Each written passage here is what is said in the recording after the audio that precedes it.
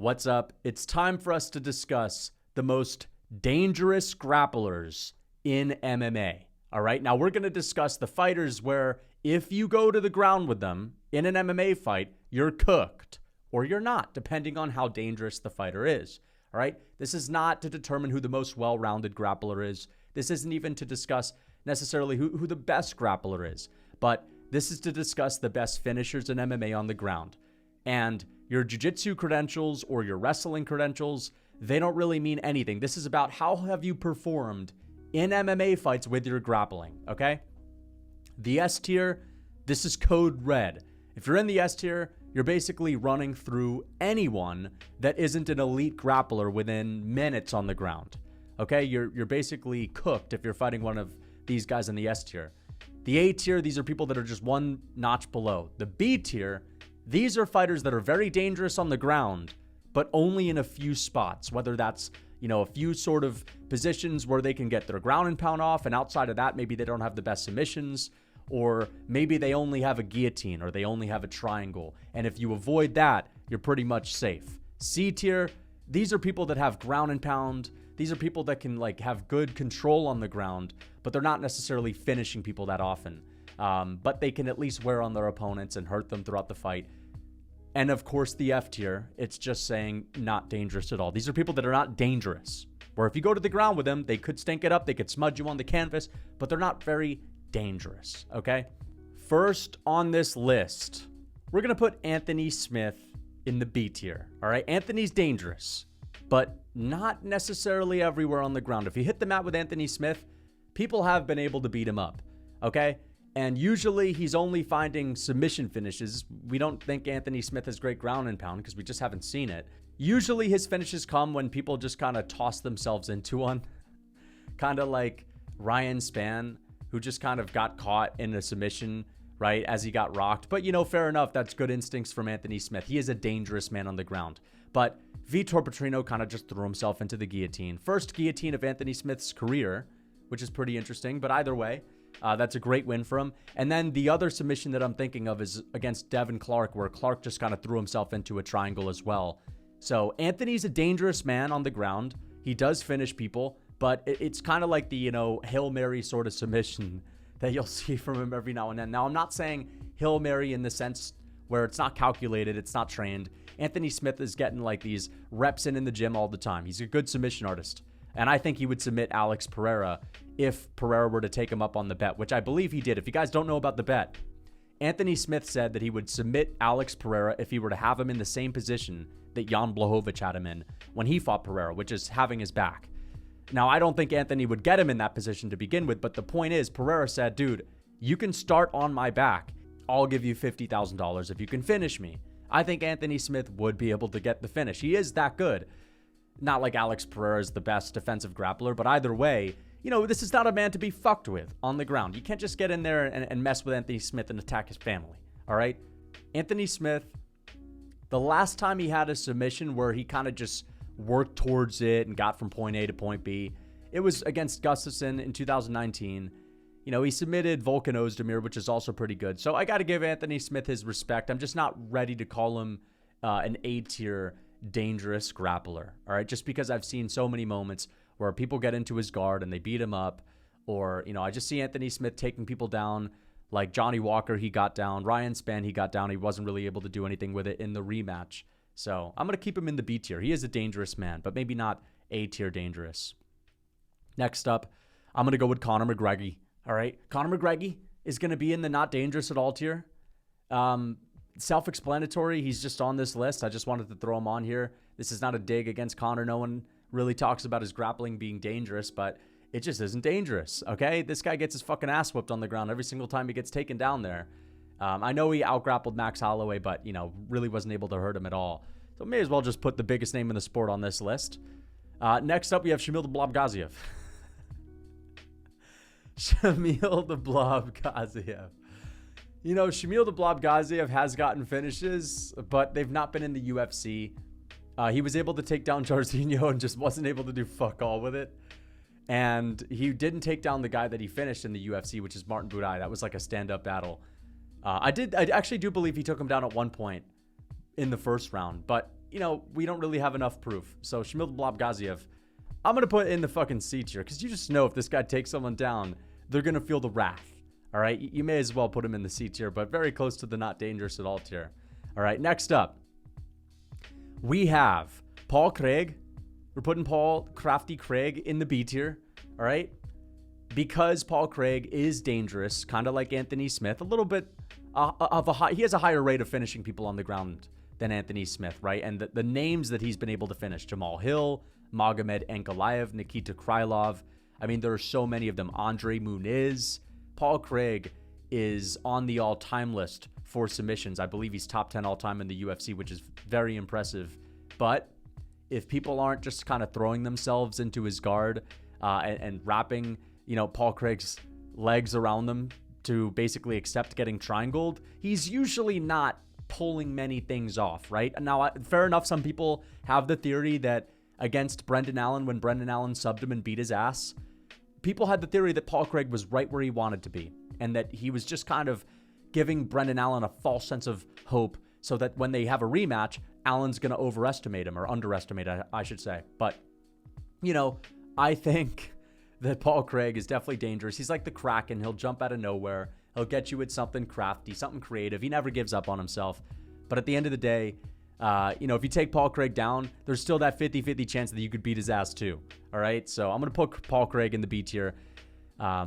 He's dangerous. He's a dangerous man. Very dangerous. You know what? I'm kind of tempted to put him in the A tier. But after seeing what Brendan Allen did to him, I don't know, man. Speaking of Brendan Allen, I'm going to put Brendan Allen in the A tier.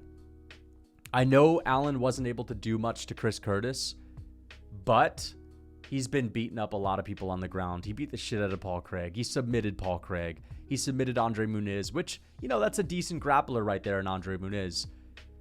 He's not just running through these one-dimensional strikers, but he is finishing grapplers with decent grappling. And I think this is a very dangerous man. Now, is he going to go out there and submit Dricus du Plessis or Sean Strickland? Probably not. But I still think he's very dangerous. If this guy gets a hold of you on the ground, it's not looking so good. But kind of take that with a grain of salt because he is a middleweight. So, I'm going to give these guys ratings based on their weight class, all right? Because otherwise we just have flyweights and bantamweights in the S tier. Next up, we have Khamzat Chimaev. I'm putting Khamzat Chimaev in the S tier, all right? Now, I know he couldn't finish Usman, and that's not necessarily the best look. But to be fair, Usman's crafty. He has good ability to survive. And Khamzat still 10-8'd him. So he beat the shit out of Usman. Now, the second and third round against Usman is kind of an argument against him being in the S tier because he took down Usman and couldn't do anything with it. That's not the best look, all right? And he gasses out, which is also not the best look. So you know what? I might actually put him in the A tier. I might actually have to do it. He's so close to the S tier. It's just that I just need to see one win over a truly elite opponent where he runs through them on the ground. Like running through Kevin Holland, amazing. Running through Li Jingliang, amazing. But I think Brendan Allen could beat Li Jingliang if he takes him down. I think he could finish him. Maybe not as fast, maybe not as intense. Like you wouldn't have the same sort of viral moment, but I think he could work towards a finish and eventually get one. I think he could maybe finish a Kevin Holland if he gets him down rather than Vittori and Brunson, who weren't able to get it. But still, you got to give him credit where it's due. It's just I kind of still need to see Khamzat Chimaev finish someone that's elite. The fact that he couldn't finish Gilbert Burns, no one can finish Gilbert Burns on the ground. That doesn't stop him from being S tier. But I think that seeing him take down Usman, get half guard, not really able to land good ground and pound, and not really able to work into a better position in the second and third round, it's just not the best look. But he's very dangerous, and he's very close to the S tier. All right, if he finishes Whitaker, I'm going to put him in the S tier. Speaking of Whitaker, I'm going to have to say it, guys. Whitaker's not dangerous at all. I know he's a great jiu-jitsu player. All right, Whitaker's a black belt in jiu-jitsu. I see him posting in the jiu-jitsu gym all the time, and he trains at like a Gracie gym in Australia, and he's got great wrestling, and he has some of the best takedowns in MMA. You got to give Whitaker his respect for how good his takedowns are. He has the ability to take the fight to the ground, but he just hasn't really been able to prove to us that he can get finishes on the mat, okay? The last time Whitaker's finished anyone on the ground, like we're talking 10 plus years ago, we just don't see it. And when he does take people down, he can't control them. he can't hurt them with ground and pound shots. I mean, the last time I saw him land a ground and pound shot was against Izzy, and it was a couple of pit-pat shots. Pretty good shots. They count. They're getting put on the board, but they're not hurting Adesanya, right? And they're not close to hurting him. And his submission game, we just haven't seen it. So, you know, I just can't say Whittaker is a dangerous man on the ground, all right? But he is better than McGregor for sure. Maybe I'll put him in the C tier with a blob, all right? I'm going to put him, you know what? Fuck that. We're not giving the blob any points for just landing a couple of pit-pat shots. He didn't do anything different than Whittaker, all right? Whittaker's in the high, not dangerous at all tier. Next up, we have Michael Chandler. Michael Chandler is a dangerous man, all right? I'm putting Michael Chandler in the B tier. I believe that if Michael Chandler were to have just went for the safe takedown and not the big flashy slam against Dustin Poirier, he may have been able to actually get the finish, all right? He was beating the shit out of Dustin. This guy was, you know, beating the crap out of Tony Ferguson when he had him on the mat too. Michael Chandler is a very dangerous grappler. I think he would finish Conor if he took him down. I don't know if he will, but if he did, I think he would finish him. He's dangerous, but he doesn't have the greatest submissions. He doesn't have the best ability to finish people. It's just that I consider Michael Chandler kind of like a more powerful Colby Covington on the ground, all right? Meaning Colby can land good ground and pound shots, but they're not really hurting people or getting them close or getting him close to a finish, right? But Michael Chandler, he hurts people with his ground and pound. If he were to just do it consistently, I think we'd see a lot of finishes from him. So he has that potential. Speaking of Colby, I'm putting Colby in the C tier. Colby would be higher if this was just a grappling tier list, right? I think he's a phenomenal grappler. He's very effective. He can control people really well. He can drain people's gas tanks really well, just making them work. But as far as being dangerous goes, we don't really see a whole lot of it. Now, one thing I will give him some credit, and I think this is an underrated aspect of his game. Colby does a really good job of hurting people with ground and pound shots. I shouldn't say hurting, but he lands ground and pound shots, and good ones too. Against Jorge Masvidal, he was beating the shit out of Jorge on a few occasions. Good elbows, good ground and pound shots. He was beating the crap out of Robbie Lawler on a few occasions when he took him down. Like Colby Covington, if he can get you to the mat, he has really solid ground and pound. So, you know, he can damage people down there. May not get close to finishes, but still, he does a really good job of damaging people down there. Let's get on to the next one, though. Andre Muniz. I'm going to put Andre Muniz in the C tier. All right. I think that Andre Muniz, he's not as good of a grappler as Colby. So, again, do not take this as he's in the same tier as Colby when it just comes to grappling skill. He's not. He doesn't have the same ability to keep people on the mat or drain their gas tank, beat them up, demoralize them. But what Muniz does have is sort of like a weak Walmart Paul Craig's version of submitting people. Like, he has a submission over... Who's the old man that used to fight back in the day? There was an old man that came to the cage with a cane one day. They used to call him the alligator, and he used to do the alligator dance. He was a very old man. Oh, Jacare Souza, right? Oh, yeah. He submitted an old head, Jacare Souza, and people hyped it up. I'm just joking about forgetting his name. I don't think submitting Jacare Souza makes you the most dangerous man on the planet. Now, Dan Hardy would disagree with that because Dan Hardy used to say that his, sleeper pick to becoming a champ in the middleweight division a few years ago was Muniz. And he used to say things like, I can't wait till Muniz gets his hands on Izzy. Like, Muniz was just going to crack Izzy's arm and break it and mash it. But we're not going to see anything like that. When he fought the Iron Turtle, he got sunned. He would ragdoll the Iron Turtle and muscle him around and not do anything to him. And as soon as the Iron Turtle would get the upper hand, he would beat the shit out of this guy and actually damage him badly. But when he fought Brendan Allen, he got shown levels. Allen submitted him. As soon as it hit the mat, Allen was able to get that submission fairly easily. So I'm going to put him in the C tier. Next up, Charles Oliveira. I'm putting Oliveira in the S tier. Now, Oliveira against these brother style of grapplers isn't really showing, a good ability to get finishes or to hurt people on the ground. He accepts bottom position pretty often, right? Like, he's welcoming people into his guard. Every now and then he'll throw up a submission. And there are moments where he's about to get one, like against Arman Tsarukyan. He looked like he was coming close to a Darce at the end of that fight. He looked like he was coming close to a guillotine in the beginning of that fight. But Arman Tsarukyan's also as elite as it gets. And if Charles is fighting anyone that's just a cut below Arman, like if he's fighting Gamrot, or if he's fighting someone just a cut below him, I think he's able to get a finish down there. All right. Also, an underrated part of Charles's game is the ground and pound. He has great ground and pound. He showed that against Beneil Dariush. He showed that against Dustin Poirier. And you got to put the submission king in the S tier. You're not going to the ground with this guy without him giving you hell, without this guy giving you issues. And even when you're on top of him, if you're not one of the brothers who's as elite as it gets on the ground with wrestling, if you're just like a jiu-jitsu guy like Beneil, he's beating your ass from his back. Speaking of one of the guys that Charles has been able to beat up when he was on his back, I'm going to put Beneil Dariush in... Now, this is tough. I'm going to put him in the C tier, all right? Now, at first glance, we think of Beneil Dariush as a really solid grappler, and he absolutely is, but let's not forget this is not about, how good and well-rounded you are as a grappler, how effective your grappling is to win a fight. This is about how dangerous you are as a grappler. Can you hurt or finish your opponent? What's the last submission win Beneil Dariush has? Like Frank Camacho or Drew Dober? Outside of that, there have been a million times where this guy takes people down. Doesn't have ground and pound because he's a bit of a position before submission and ground and pound type of guy.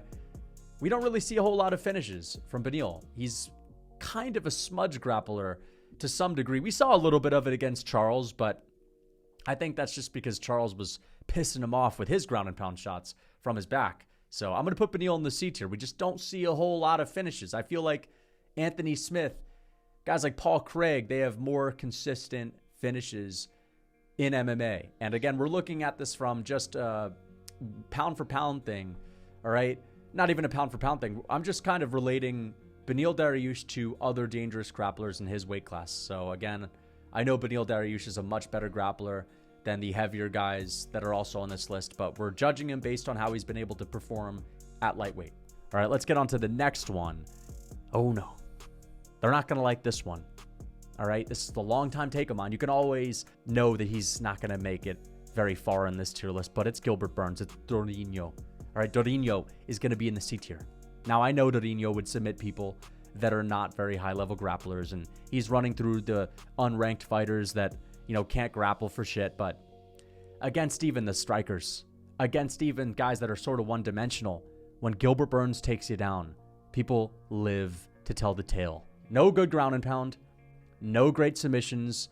Like, dude, the only submission Gilbert Burns has in his welterweight career is over Neil Magny. And that's a good win. Neil Magny's a pretty good grappler. But I'm just not ready to say Gilbert Burns is more dangerous than some of these other guys. I'm just not seeing it. Where are the moments where Gilbert Burns is beating people up? When I see Gilbert Burns take people down, he's controlling them. He's hugging onto them for dear life. He couldn't get anything off on Jack Della Maddalena.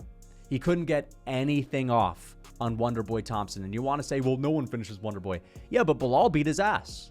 Bilal actually beat the crap out of Wonderboy Thompson.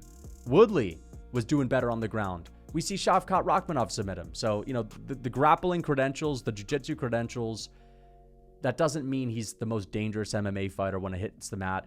I think that as a grappler alone, he's probably the best defensive grappler in MMA right now. Damian Maia took this guy's back and he just stood up out of it like it was nothing. Khamzat Chimaev took him down and got deterred. So I think Gilbert Burns is good, but he's just not showing his ability to finish people. So yeah, next up I got Darren Till, the left hand, who's going to go in the not dangerous at all tier. All right, we got to be honest about Darren Till. He couldn't harm a fly on the ground. All right, let's get on to the next one, though. Shavkat Rakhmonov. I'm putting Shavkat Rakhmonov in the A tier. All right, first man to submit Wonderboy Thompson and dominated Wonderboy Thompson and controlled him easily as soon as it hit the mat. And outside of that fight, this guy's a 100% finish rate. He's finishing everyone on the ground that he takes to the mat. And I think he'd have a much better chance to finish someone like Jack Della Maddalena on the ground than Gilbert Burns. Now, has he done enough? Not necessarily. We have seen a couple of wars with him where he's not able to take someone to the ground, but this is not about wrestling. It's just about submission game. He's very methodical. He's like the opposite of Khamzat when it comes to grappling. Khamzat just rushes you out of the gate and goes 100%. Shavkat kind of, eases into things, but he is a very dangerous guy on the ground. All right. I'm going to put him in the A tier. I'm putting Fluffy Hernandez in the S tier. All right. Now, this might be a little bit controversial just because he's not necessarily finished the best of the best, but he has finished guys that are pretty okay. It's not like he's finishing absolute bums, right? We see a finish over Roman Kopylov. We see a finish over Edmund Shabazian. We've seen finishes over lots of other guys as well. The thing that makes Anthony Hernandez so dangerous is that as soon as it hits the ground with this guy, people are overwhelmed. They don't know what to do. It's like they're getting mauled by a bear. He's like, a much more dangerous version of Colby Covington in the sense that his cardio is his weapon. Like, he uses that cardio as like a serious weapon. It's like the most, dangerous part of his game. But he has submissions and he can TKO you on the ground. Like, he can really rock your shit on the ground with ground and pound shots. So I do put Fluffy Hernandez in the S tier. If this guy can put a pace on you and he has you on the mat in the third round, you're screwed. All right, you are done. You're toast because he has the submissions. He has the ground and pound. I don't care who you are. I don't care how good your takedown defense is. If you gas out in front of Anthony Hernandez and he gets you to the ground, you're done. All right, 100% of the time you're fucked. Let's get into the next one, though. Aljamain Sterling. I'm putting Aljamain Sterling in the B tier. I know he's a better grappler than a lot of these guys. He's a better grappler than Michael Chandler. He's a better grappler than Anthony Smith. But is he a dangerous person? He is, only in a few spots, though. All right. When he had Petr Yan's back, he was punching him. He was punching him, but he wasn't hurting him. All right. He didn't get the submission. Now, I know Yan is ice cold and he's really good at keeping composure, but you know who else didn't get submitted? Calvin Kattar.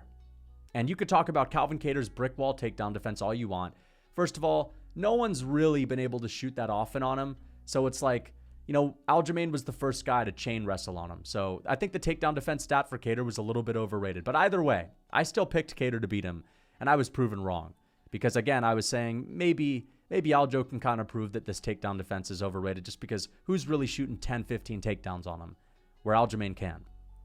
But Calvin Kattar's not really known for his defensive jiu-jitsu, all right? He's not really known for, having a great submission game or a great ability to get up or whatever. He just has good ability not to get taken down. When Aljo took him to the ground, and Kattar is a predominant striker who is up a weight class and there's usually a skill gap between divisions, Aljo just wasn't able to hurt him at all, right? And he was even saying things like, I wanted to do better.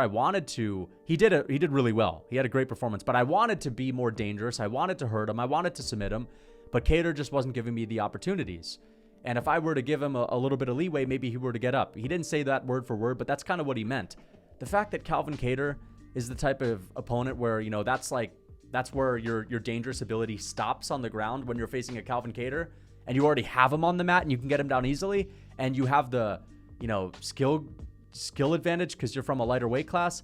It's not the best look. Okay, yes, he submitted Corey Sandhagen. Yes, Aljamain Sterling has submitted a lot of guys, but, he's not really finishing people at the highest rate. I thought he might be able to finish Cejudo if he took Cejudo down. Getting him there is hard, but I thought if he gets Cejudo down, he could finish him. Didn't even come close, all right? So I got to be honest. I don't think Aljamain Sterling, outside of when he has the back or, even if he's getting people to the mat, is consistently hurting people or subbing people. There's only one big famous moment where he got an elite guy out of there, and that was against Corey. The TJ fight doesn't count, all right? TJ had one arm. I'm not that impressed with the fact that Aljo finished him. Anyone that gets TJ Dillashaw down when he only has one arm is probably going to beat him up too. Let's get on to the next one. Pantoja. I'm going to put Pantoja in the B tier, man. I think he's B tier dangerous, and this is being generous. Yes, he has submitted Royval. Yes, he was able to get Alex Perez out of there. But man, I'm pretty sure Askar Askarov was able to beat him. He didn't do anything to Brandon Moreno on the ground. Like, he couldn't come close to finishing Brandon Moreno in their last fight. Every time he would take him to the mat, no ground and pound, hardly any submission attempts. He would just get the back and hang on for dear life. All right, same thing with Royval. He would take Royval down, no ground and pound, no submission attempts, nothing. I just don't think he's that dangerous. He's a smudge grappler. He likes to take people down and just smudge them into the canvas and, get the back, and that's kind of it. Just ride it out, but he is not the most dangerous fighter on the ground. Tai Tuivasa, don't know what he's doing in here, but we're going to put him in the not dangerous at all tier. Paddy Pimblett, I'm going to put Paddy Pimblett in the B tier. I think that he's able to get guys, lower level guys out of there, but, not able to finish Tony. He did beat the shit out of Tony, and Tony it's not like, he's the easiest guy to finish on the ground. He's never really been finished on the ground. So I still think Paddy Pimblett's pretty dangerous. I'm just not ready to say that he is A tier. All right. I'm not ready to say that he's A tier, but if he has your back, he's an expert in that position. He can get you out of there. He has decent ground and pound shots, but not ready to say he's any higher. All right. But I know that people are just looking at this image right now and they're saying, dude, are you kidding me? Gilbert Burns is lower than Pimblett? Yes. Gilbert Burns is lower than Pimblett. All right. Give me a Gilbert Burns finish on the ground outside of Neil Magny. I'll wait. You're going to have to go back to Mike Davis. All right. So give me a break. I think that Paddy Pimblett, maybe I'll be proven wrong in time if he takes the elite guys down and can't do anything to them and just ends up smudging them. But I'm going to put him in the B tier. I just think that he's got a more consistent finishing rate in MMA than Gilbert Burns. Yes, he hasn't fought the same levels of competition, but I'm sorry, man. He's at least been showing it a little bit. Not Gilbert, not Torino. So let's get on to the next one. Marvin Vettori. I'm going to put Marvin Vettori in the C tier. All right. He has been able to get a finish over Roberson. I think that's the only one. When he took Izzy down, couldn't do anything with it. He had Izzy's back, and poor Marvin Vettori is just not smart enough to be able to get the body triangle on him or anything like that. So Izzy just got right out of it and, kind of made Marvin look like a fool. And other than that, when Marvin took down Kevin Holland, I mean, we saw how easily Khamzat Chimaev made Kevin Holland look. Marvin Vettori, I mean, he just basically smudged him into the canvas. So I can't say that he's that dangerous. John Jones. I'm going to put John Jones in the S tier. All right. Now, Jones's takedown accuracy is not always there. He couldn't get consistent takedowns against Reyes. He couldn't get consistent takedowns against Santos. But when he had Smith down, I mean, when I say that Anthony Smith was being given a ass whooping and, he was being kind of played with and toyed with, I mean it. Like, John Jones was just toying with him. All right. He wasn't trying to finish Anthony Smith. He was bullying him. He was humiliating him. And that level of grappling for John Jones to just choose not to finish him, but still humiliate him and dominate him and beat the crap out of him like that when Anthony Smith is decent. I mean, I've never seen anyone beat up Anthony like that on the ground. And the finish over Gane in the first round is pretty nuts. Got him out of there within like the first grappling exchange, first couple minutes of the fight. When he took down OSP, he beat the crap out of OSP. When he took down Gustafsson, he got him out of there pretty much instantly in the second fight. So if Jones gets you into the half guard position, he has terrifying ground and pound. All right. Jones has a lot of submissions throughout his career too. He's dangerous, especially at heavyweight. I think that if John Jones gets anyone on the ground at heavyweight, they're screwed. Even Aspinall. I know Aspinall is good jiu-jitsu, but if he gets put on his back and John Jones is in half guard, he's going to eat a flurry of elbows. Maybe he's going to give up his back, and Jones is crafty enough to get it. So on to the next one, Dricus du Plessis. I'm going to put Dricus in the C tier. All right. Yes, he submitted Darren Till, but we know Darren Till is the easiest out in UFC history when it comes to getting submitted and not putting up a fight when he's on the ground. We know Darren. He'll never put up a fight on the mat. All right. He's a dangerous man on the feet. He's great on the feet. But when it comes to the ground game, you're not getting anything out of him. Outside of that, yes, he TKO'd Brunson with ground and pound, but that was after dropping Brunson, like directly after it. He hurt Robert Whittaker a bit on the ground. He beat him up, but I'm just not ready to say that Dricus du Plessis' ground game is terrifying or that he's like consistently able to finish people every now and then.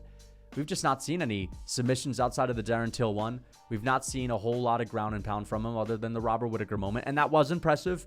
But against Strickland, no ground and pound, no submission attempts. All right, he's a good grappler, but we just need to see more finishing ability from him on the ground, okay? I know it's cringy to see Paddy Pimblett above these guys, but I just know Paddy Pimblett, when he has the back, he's a dangerous guy, all right? But again, once he gets up there in competition, he's not going to be able to finish people as consistently. Let's get on to the next one, Makhachev. I'm going to put Makhachev right there with Paddy Pimblett. Now, Makhachev's dangerous, but he just hasn't been able to finish Volk, and that's a big issue for him. No, I'm kidding. I'm going to put Makhachev in the S tier, all right? Now, his fight with Volkanovski can kind of throw you off just because, yeah, he's not able to hurt Volk on the ground, and The only moment where anyone was hurting the other guy in that fight on the ground was Volkanovski beating him up, okay, in the last minute. Pretty crazy. But Makhachev is a great grappler. He's as elite as it gets. Outside of a stubby tree stump build Volkanovski, I think that if Makhachev takes you down, you're probably toast, unless you're in the S tier as well, like Charles. And guess what? He ended up finishing him anyway. If he has you hurt, all right, if he rocks you and you're on the ground, you're toast. You're screwed. He showed that against Oliveira. He submitted him with ease as soon as he had him concussed. It was a competitive fight on the ground before the concussing moment, okay? But if this guy fights Dustin and he gets him to the mat, it's over, all right? The ease at which he was running through people before he got his title shot, I mean, it was Khamzat Chimaev-esque. I know people are going to say, dude, what are you talking about? People forget, man. I don't mean to sound like Rogan, but people forget, man. When he took down Dan Hooker, 1 minute, that was it. When he took down Bobby Green, he had him out of there within a minute. All right. So I really do think that Makhachev, if he's not fighting Volk, Charles, Arman, he's getting everyone out of there as soon as it hits the mat, or he's beating the shit out of them. Trust me. All right. We're going to see that against Dustin too. If it hits the mat, maybe he could finish him on the feet. Maybe he'll test out the stand-up too much and Dustin could get something going. But yeah, either way, speaking of Dustin Poirier, here he is. We're putting Dustin Poirier in the B tier. All right. Dustin Poirier, he was able to get a submission over Michael Chandler, first guy to ever sub him. He's been able to get some good guillotine chokes throughout his career. Dustin Poirier was able to beat the shit out of Conor McGregor, showing that, you know, he actually does have some good ground and pound against one-dimensional fighters. So I do think that Dustin Poirier is pretty dangerous in a few spots. Like, that guillotine is nasty. It's just that when he pulls the guillotine, it's against high-level grapplers, right? But he has a lot of submissions throughout his career. He has good ground and pound. We saw it against Charles. I'm sorry, not Charles. We saw it against Conor. And we saw him submit Michael Chandler, which was very crafty of Dustin Poirier. So I'm going to put him in the B tier. Next up, Petr Yan. I'm putting Yan in the C tier. Great wrestling, great takedown defense, good grappling. Not necessarily the most dangerous finisher on the mat, all right? We don't see any submissions from this guy. We see ground and pound from him, but he doesn't get close to finishing people with the ground and pound, okay? He doesn't get that close to finishing guys. So I'm going to put him in the C tier. He beat up O'Malley a little bit in the third round when he took him down. He did kind of beat up Aljamain a little bit in their rematch. Some people forget this, but Yan actually had Aljamain on the ground and landed some decent ground and pound shots on him in that rematch. In the fourth round, I believe. He was able to beat up Jose Aldo a little bit with ground and pound. Oh, what am I saying? He was able to get a finish over Jose Aldo with ground and pound in the fourth and fifth round. I mean, it was actually one of the most brutal finishes I've ever seen. Very late stoppage. So he has some finishing ability on the ground. I still think he's more, dangerous and a better grappler skill-wise than a lot of the guys above him because he's a bantamweight. And if you're able to beat up Jose Aldo on the ground as a bantamweight or take O'Malley down and land some good ground and pound shots on him as a bantamweight, with that skill, if you were to have the 205-pound frame, you're finishing all these guys. But we kind of have to judge them based on their division, okay? Mateusz Rebecki, putting him in the B tier, all right? I just need to see one more terrifying finish from Mateusz Rebecki to put him in the A tier. But this guy's been running through people, all right? He's been absolutely destroying people. He beat up Roosevelt Roberts, subbed him. He was able to get a great finish over Radzhabov, and I believe he's probably going to finish his next opponent, Fajeda. All right, so I think he is going to finish Fajeda. On to the next one. Benoit Saint-Denis is going to go in the A tier. All right, now I know about 1,000 people just rolled their eyes, but this is the thing. He ran through Thiago Moises. He ran through Bonfim easily on the ground. He beat the crap out of Moises. He submitted Bonfim. Before that, I believe he has 2 other submission finishes in the UFC as well. I mean, this guy is a really solid elite grappler. He took Dustin Poirier's back easily. Fair enough, he wasn't able to get any ground and pound going. He wasn't able to get the finish.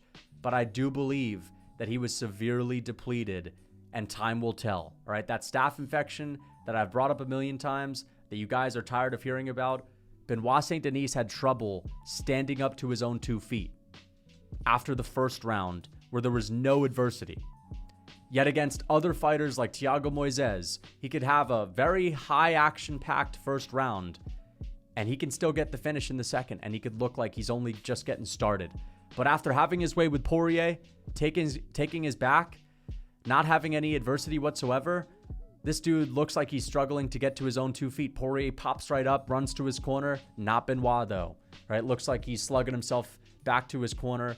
I didn't like that at all. And I think that in his next fight, I think we will see a very quick and easy submission or ground and pound TKO from Benoit Saint Denis. And in time, we're going to consider him an elite level grappler. On to the next one. I'm putting Arman Tsarukyan in the S tier. All right. Now, I understand Arman doesn't have the best submission game, and he doesn't always finish people. But if you look at his record, man, finishing Joel Alvarez pretty easily, TKOing him on the ground, beating the shit out of Charles Oliveira, a prime Charles Oliveira, whooping his ass with elbows.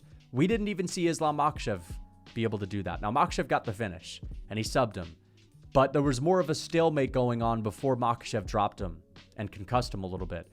When Arman had Charles on the ground, yes, Charles had a few moments where he threatened submissions, but when Arman had him on the mat in the second round, I was honestly shocked. Like, I did not think he was going to be good enough to land good, consistent ground and pound shots that were damaging, that looked quite impactful, and we've seen how many finishes Arman has had via ground and pound throughout his career. There's a ton of them. All right, we saw one against Joaquim Silva. Fair enough, he wasn't able to make that fight look all too clean, but he still got the ground and pound TKO. All right, so maybe he doesn't have submissions, but I think Arman is some of the best ground and pound in the UFC.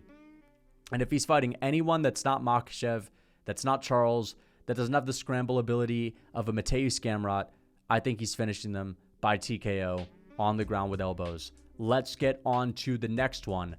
Where is Mateusz Gamrot? There he is. He's going in the not dangerous at all tier. Last guy he finished on the ground was a washed up featherweight Jeremy Stephens. And that's basically it, man. We've not seen this dude get anywhere near a finish.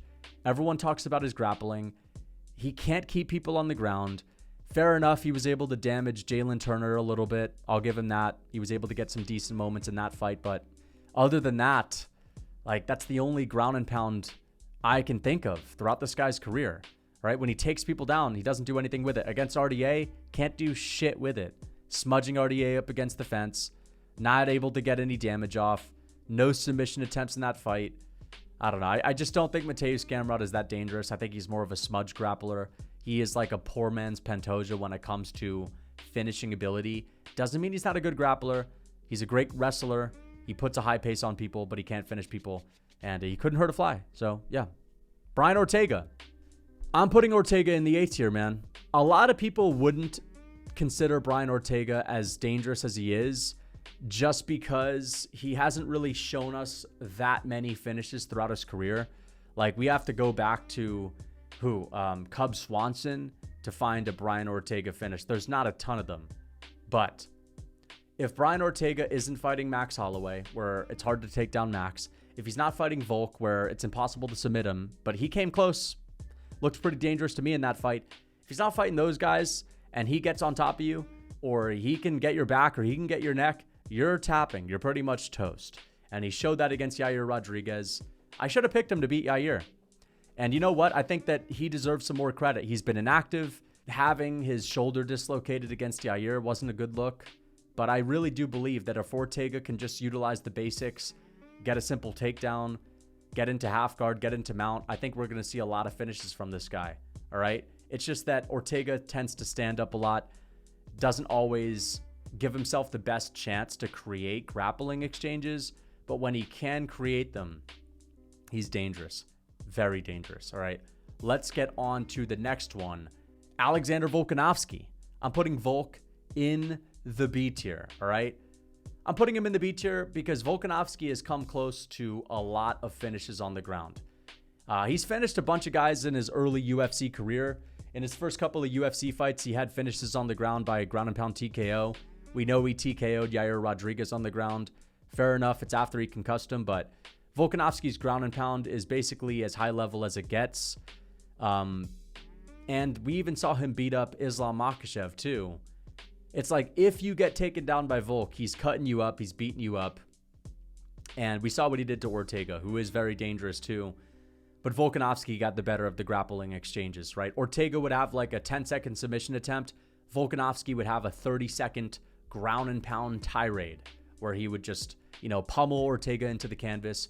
We saw that throughout the fourth round. We saw it in the third round. So I actually think that Volk kind of proved he was the more dangerous guy on the mat. It's just that, when Volk takes people down, he doesn't get submissions. He doesn't have enough finishes to kind of put him in the A tier. I just need to see a little bit more from him. But you know what? I actually am going to put him in the A tier. I think that when Volkanovski, like, what are we going to say? Because he didn't, what are we going to say? Just because he didn't finish Ilia Topuria, he can't be in the A tier. He didn't even grapple with Ilia. Just because he didn't finish Makhachev, he can't be in the A tier. Like, who finishes Makhachev on the ground? And he did beat up Makhachev a little bit, which is very impressive, right? You want to talk about how it's impressive that Arman can beat up Oliveira for a minute? What about Volk beating up Makhachev, landing heavy ground and pound shots, heavy shots to the ribs, on the ground? Fuck it. I'm putting Volk in the A tier, right? I really do think if you put Volkanovski against someone like Bryce Mitchell, I think he beats the crap out of Bryce Mitchell on the ground. So I'm actually going to put him in the A tier. Jilton Almeida, I'm going to put Jilton Almeida in the B tier. I think that when he's not fighting the biggest heavyweights, he's able to run through anyone with ease. Like, we can't just say he's not dangerous at all, because what are we going to act like he didn't finish his first 5 UFC fights? I mean, he ran through his first 5 opponents, finished every single one of them, has a very high finishing rate. So I don't think that just because he had 2 stinky performances, that means that he has to be in the C tier. All right, C tier is for people that land good ground and pound shots, but only have like 1 ground finish throughout their whole career. All right, Almeida has a bunch. Tom Aspinall. I'm going to put Aspinall in the A tier. I think Aspinall is just about as dangerous as it gets on the ground for a heavyweight. Like, this dude has a 100% finish rate when it hits the mat, right? We saw what he did to Andrei Arlovski. That was, people say it was a competitive fight. It just really wasn't. I don't know why people say that was competitive. Aspinall was beating him up. It's just that he didn't knock him out with the first clean shot. And Arlovski wasn't just getting rocked all over the place. But as soon as Aspinall got the takedown, he had Arlovski tapping. All right? Like, that's how quick it was. As soon as he got Volkov on the ground, he was basically twisting him into a pretzel, beating him up. I actually know for a fucking fact, just by watching the tape, he let Volkov up to his feet after the first grappling exchange just to beat him up a little bit more. All right? And then as soon as he took him down again, he got him out of there. He submitted him with ease. So if Aspinall is taking these heavyweights down, he's finishing them easily. I just need to see maybe one more finish on the ground against an elite guy to put him in the S tier. But I think Aspinall might actually go down in the future as the most dangerous submission artist in heavyweight history. And the ground and pound's good too after he dropped Tabora. Speaking of Tabora, where is Tabora? There he is. I'm putting Tabora in the B tier. Tabora's crafty, man. He's a craftster. All right? When Tabora got down Tai Tuivasa was toast.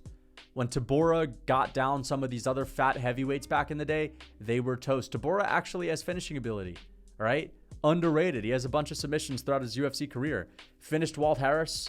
I mean, how good do you have to be to finish Walt Harris? So I'm going to put him in the B tier. Underrated. Cejudo. I'm going to put Cejudo in the... I'm going to put him in the not dangerous at all tier. Nah. I'm going to put Cejudo in the same tier as Bilal. All right, I'll be fair to him. He did finish Marlon Moraes. And I do think that should be at least rated sort of highly. Right? But I'm going to put Merab there too. I think that if Merab gets people into the 5th round, if it's not someone with Petr Yan-like takedown defense, he will be able to finish more people, but we just haven't seen it enough. We haven't seen enough Merab finishes. But we did see a finish over Marlon, but that's it. All right, other than that, he hasn't really been able to hurt people. Just because you're ragdolling people and like tossing them around doesn't necessarily mean that you're like coming close to a finish. Same thing with Cejudo. Cejudo can take people down easily, but he can't really do much with it, and he can't really submit people. He could. When I say he can't, I mean against high-level MMA fighters. That's kind of what I mean, okay? Of course, he could submit like some dude that's just entering the UFC with mediocre takedown defense, but He's not fighting those people. So we're going to judge him based on how he's been doing. And I actually think that that is it, guys. I think that that's pretty much it. But anyway, until next time.